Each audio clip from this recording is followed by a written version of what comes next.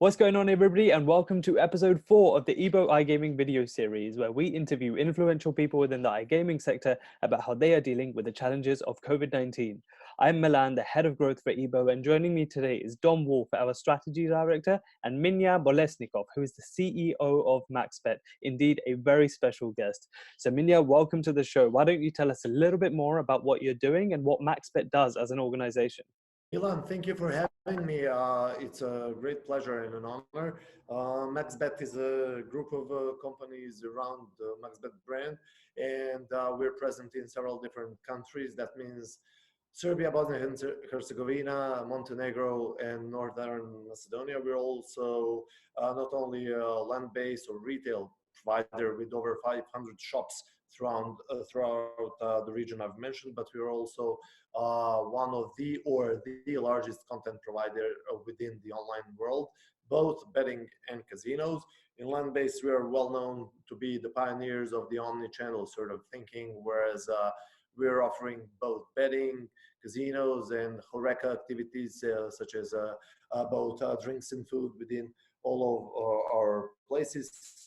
So it's more of a social place than really a small betting shop, and this is just a part of the DNA of the customer within the region we are talking. So that's what they've expected. That's what we've given. That's why we grew so fast, so much.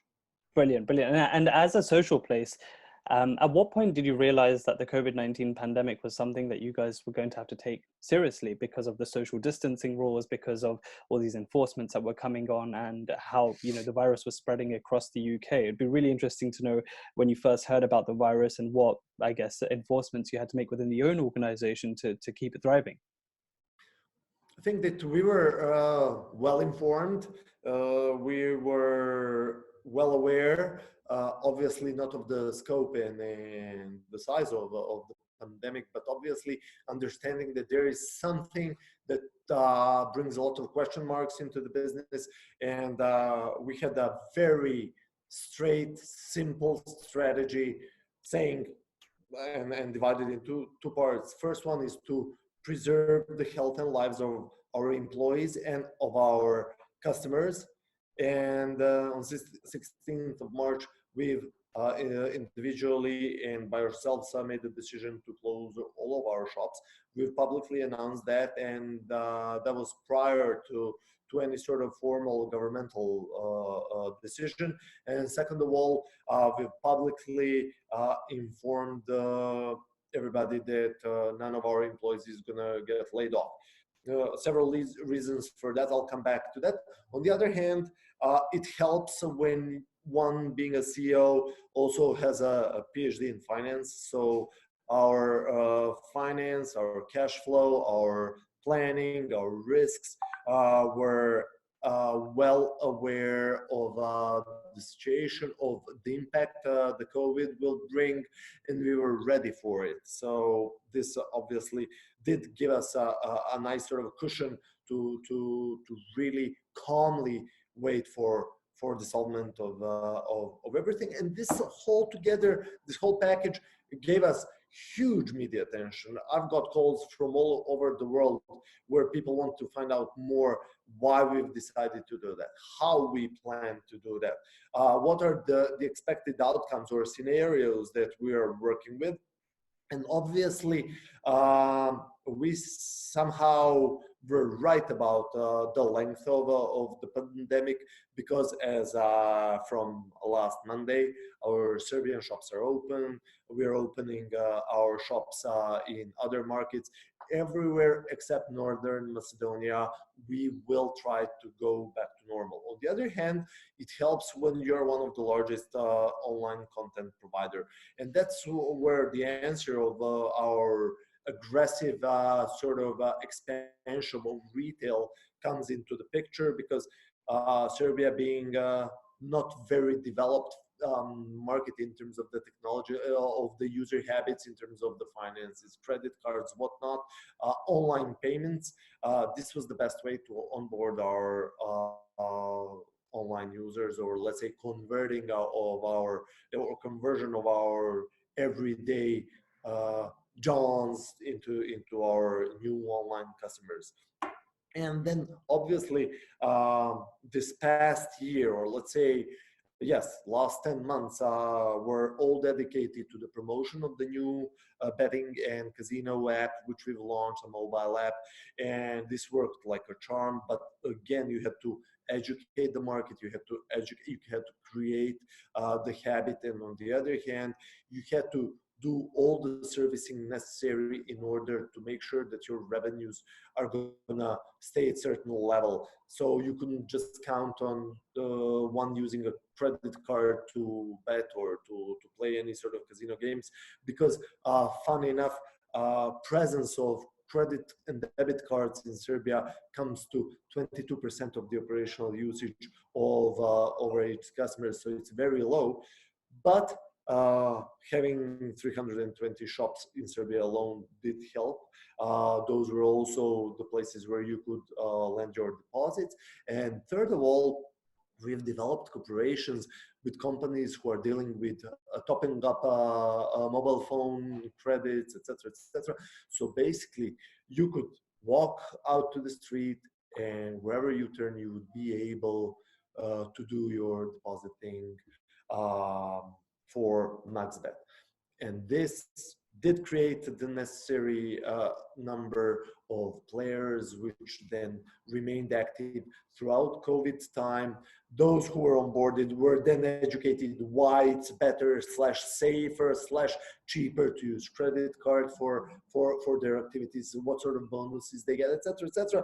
So it was a long process, which we've done really terrifically. On the other hand, our partners did a great job with offering all new sets of virtual games, so almost sport-like events, which were created in virtual world. Obviously, things did not go back to normal and will not go back to normal. In my point of view, this entire year is gonna see 30 to 40% of drop in comparison to what we were planning on doing. But on the other hand, what we've got stronger ties with our employees who are back. We've got more motivation from their side. We've got them engaged in better understanding of what the goals are, and they're much more dedicated to achieving those maybe than they were in the past. And altogether, I think we have more solid, more strength within the organization, and on the other hand, the credibility or the visibility of the organization within the economic world, not only of Eastern or Central Europe, but even larger. It's much present than it was before. I'm just going to, I mean, I suppose what jumped out there was you've obviously done a lot of work on the content side and a lot of work on the digital side, and obviously there's an education piece. How do you think coronavirus is going to impact the way your business runs, the operations actually run? Is there anything that you're doing, or can you see yourself doing differently over the next couple of years? Throughout Corona, throughout the period when we did not have any retail operation, and while all the centralized activities were brought to a most minimal level so that people could stay home and work from homes, what we did and what I'm most proud of is that we've continuously learned. That means that we've tried to educate all of those who wanted to get some sort of training from our side. On the other hand, this helped us um, understand and explore human talent we have within the company, whereas this also gave us a sense of direction where we need to invest or where not. And on the other hand, our operation is obviously gonna see new routes which maybe we're not seeing in the past. So yes, we're not gonna stop with our retail, obviously not, but we're gonna be maybe even more strict in understanding the profitability of each location or each shop. And when I say profitability, it's not only in the sense of what we make land-based, but also online as well, because certain locations bring that. And we're still gonna have this up and running curve of opening more places. And then at certain point, This is going to be a straight line where we're going to try to understand what's going on, and then we are going to see the decrease in our retail operation. And that's sort of a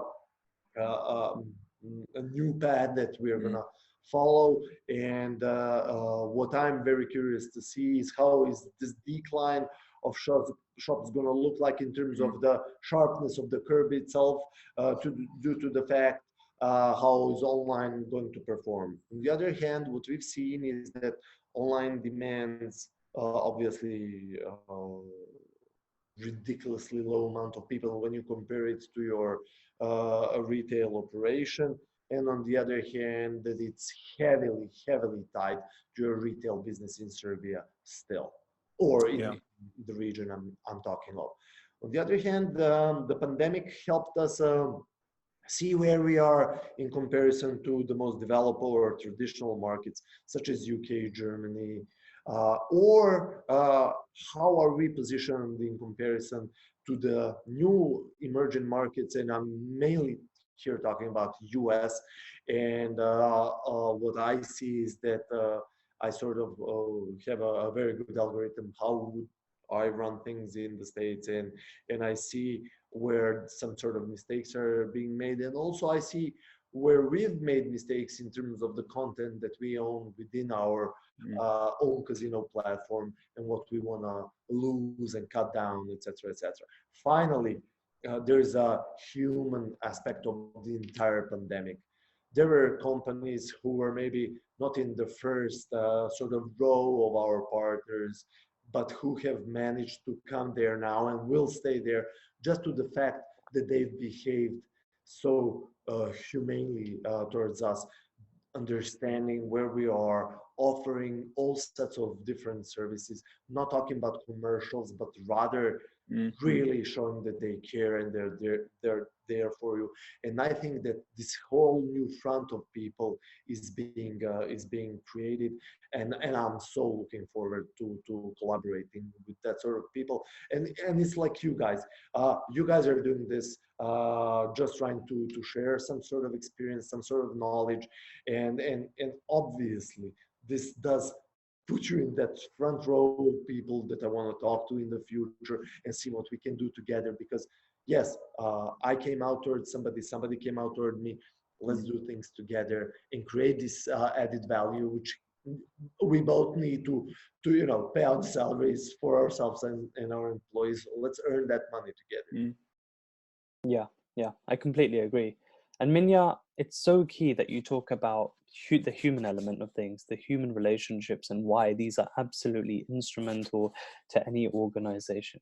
And on that note, I'm actually quite curious to see how, from your perspective, things changed, because as you quite rightly said, a lot of customers now started going to online platforms to actually use these iGaming websites. Now, what that obviously means is that there's this sudden, huge burst of activity online, and customer service agents now have to deal with increased activity, increased demand, and support, and naturally have to manage this without jeopardizing the actual quality of support that they're actually providing to their customers.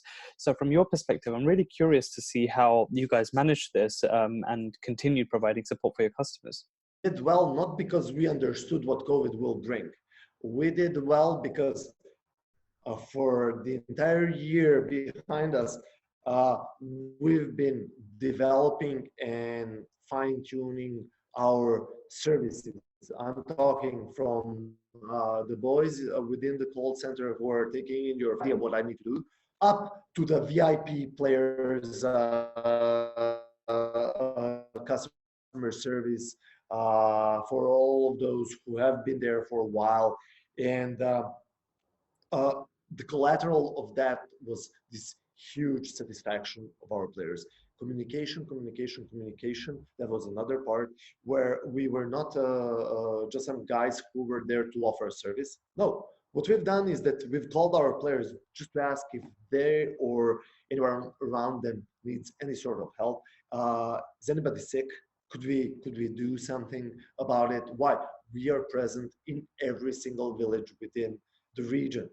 Wow. That maybe we could offer just a ride to a local hospital or doctors. We were there for them, and this triggered back mm, un- unbelievably, and we had no idea, nor was that our target to Yeah. get some sort of a financial benefit from that. But on the other hand, this was recognized by Serbian government as well, and we were mentioned on so many levels as people who are a real neighbor to their customer. On the other hand, having a solid, I will never say perfect, but very, very, very developed platform helped. We were able to adjust. We were able to integrate really fast. We were able to offer, and on the other hand, by having an agile and quite large digital marketing team, we were able to explain. Brilliant. And have these two together, when you have actually a content to offer, and on the other hand, you have people who are gonna inform you, explain you, promote, and thirdly, you have the backbone of the office of the business, and that's the customer support, who are there to solve all of your issues for you. Like they are your guy within the company. Then you're all set. Yeah. Could I ask a question about, actually, it's quite interesting what you said there about being more of a community force. There is a direct correlation between businesses which treat their customers well and profit margins, ironically. The best companies which treat their customers well, companies like Apple, they do best, right?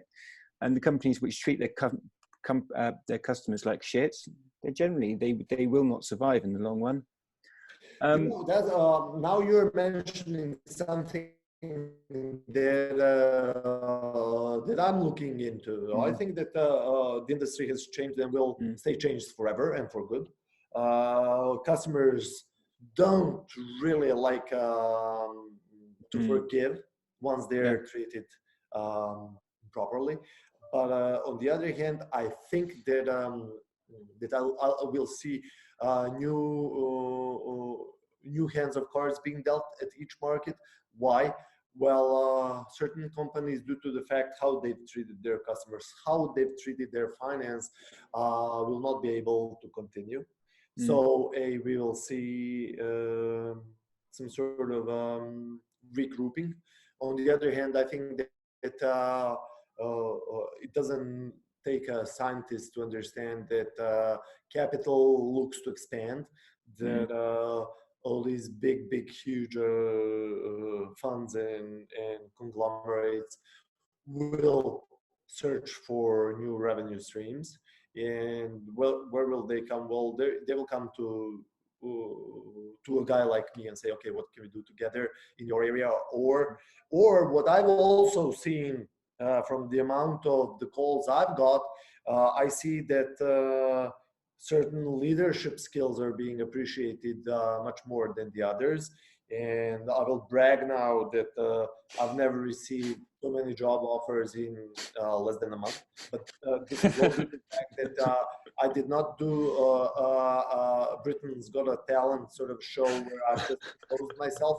But so when you combine that with PR and with a certain knowledge, procedures / experience, you get a product, you get a service, you get an omni-channel within your management. And again, people, communication, honestly, Corona did a great thing to all of us. It gave us as individuals back to our families. And on the other hand, it brought me to Milan and to Dom as persons, where I can say, hey, I did this great and I did this wrong. Please tell me, what do you think about it? Without having the consequence of losing my job or losing certain value of my company, etc., etc. Yeah. No, I couldn't agree more, man.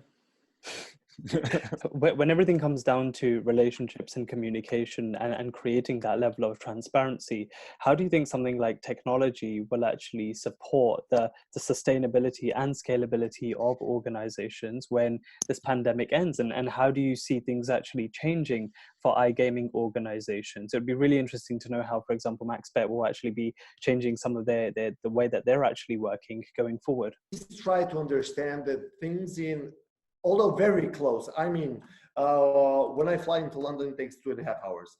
but sometimes it takes decades to understand the difference within how a certain market is developed, etc., etc. So I would say that a digital consciousness of each company did help it overcome COVID challenges more better or more successfully. That means that MaxBet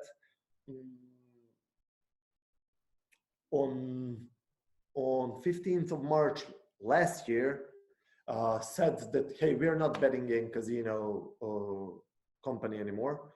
We are a digital gaming company. Yeah. Okay.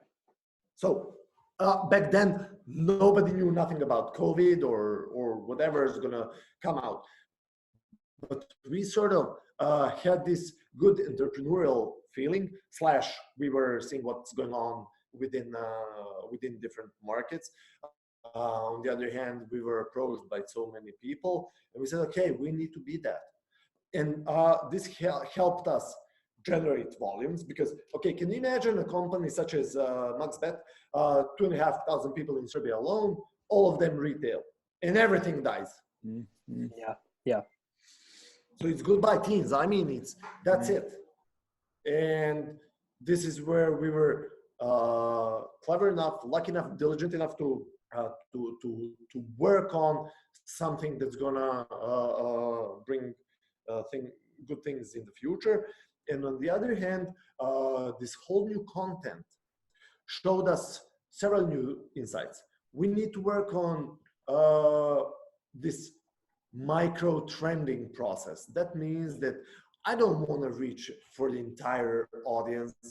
I want to reach to a specific group of people where I'm going to offer the right content to them, which is going to bring me a very good margin on it. And if I do this diversification while offering different contents to different groups, which I have to understand who they are and why I'm offering to them, then the diversification of my risk in terms of the revenue, and that means overall performance of the company as well, is going to be much lower than it was in the past. On the other hand, I see what was the share of my digital part of the business, online part of the business within the entire revenue. Also, I see the portions of betting versus casino versus virtual games. And then I see this whole new business, which somebody in Serbia is going to laugh about today, but tomorrow it's going to be reality. And I'm talking about eSports. Yep. Kids in Serbia do love their PS4s or PS3s, to be more precise. Yeah, so we interviewed a company a couple of weeks ago exactly about esports, and they said that their sales have never been higher. As in coronavirus, the loss of sports betting has just, it's just gone through the roof. It's it's the dawn of esports. Dear friends, when somebody from a country like Bosnia, where we have operation, which I run as well, comes to you and talks to you about esports, can you imagine somebody more developed like Italy, Germany, not to even talk about UK or US? So this thing is huge. And I can ignore it now, and I can say, yeah, but those guys don't like what we do, or not into that, or are not yet there. No, this changes the paradigm of my business, of how our offer is going to look like in the future. Yep. No, I completely agree. Will they be needing parlors or cafeterias to bet at? Or are they a bit more of a self-centered side, meaning that they have their good high-tech mobile device where maybe they can meet, but they'll text to each other rather than look to each other into the eyes? What's their attention span? Do they want fast, more sort of adrenaline games? Do they want games with high risk or let's say a lower profitability margin? There's so many questions arise from that. And on the other hand, our digital communication skyrocketed.